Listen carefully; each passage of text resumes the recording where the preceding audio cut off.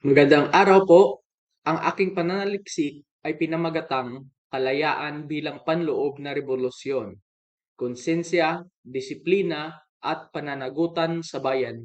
Ang layunin ng papel na ito ay suriin ang tunay na kahulugan ng kalayaan sa isang bansa mula sa pananaw ni Apolinario Mabini, lalo na sa kanyang El Verdadero Decalogo.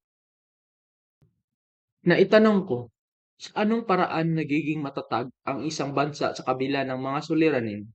Ito ay sinagot ko sa pamamagitan ng aking thesis na ang tunay na kalayaan ng bansa ay nakasalalay sa disiplina, pananagutan at pagkakaisa ng mamamayan.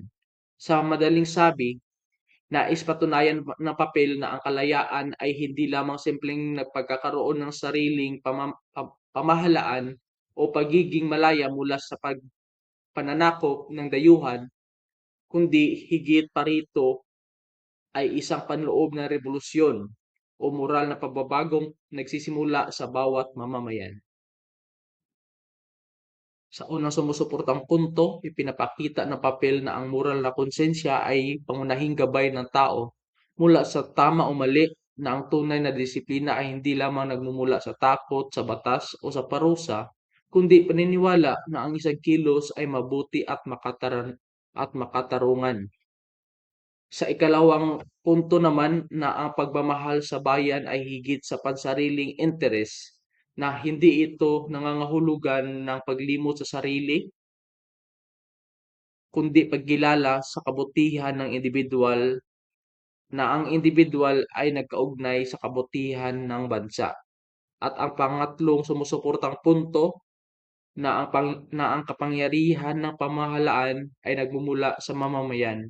Sa lehitimong pamahalaan ay yaong nakabatay sa katarungan at paglilingkod, hindi sa dahas o panliliit.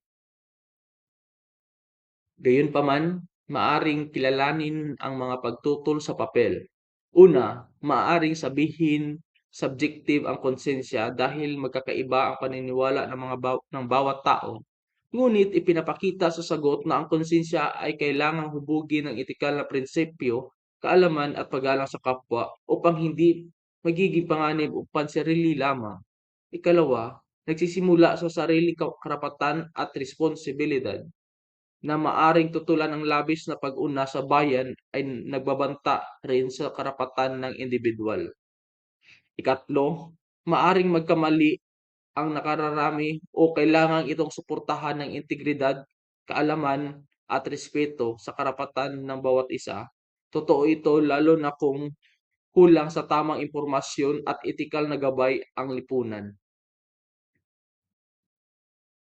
At ito naman ang mga sagot sa pagtutol. Una, kailangang hubugin ang konsensya sa pamamagitan ng prinsipyo, ng wastong prinsipyo, edukasyon at paggalang sa dignidad ng kapwa-tao upang magiging gabay ito sa tama at makatarungan na pagkilos. Ikalawa, ang bayan at individual ay hindi magkalaban, sapagkat ang tunay na kabutihang panglahat ay nakaugat din sa paggalang sa karapatan, dignidad at responsibilidad ng bawat mamamayan. Pangatlong sagot sa pagtutol, kailangan ang moral na paghubog ng mamamayan.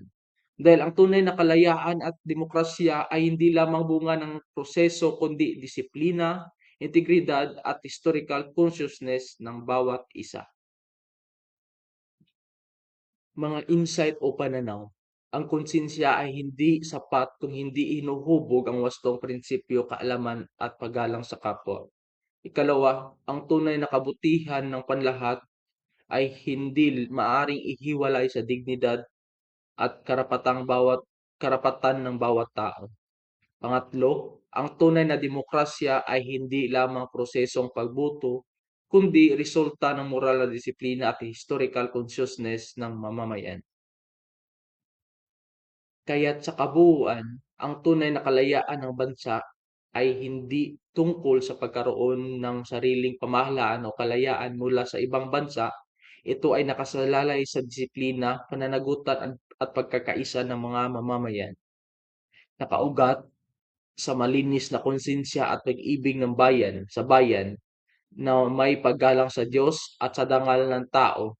Kapag ang bawat isa ay marunong magpigil sa sarili, tumutupad sa tungkulin at inuuna ang kabutihan ng lahat para magiging matatag at makatarungan ang lipunan.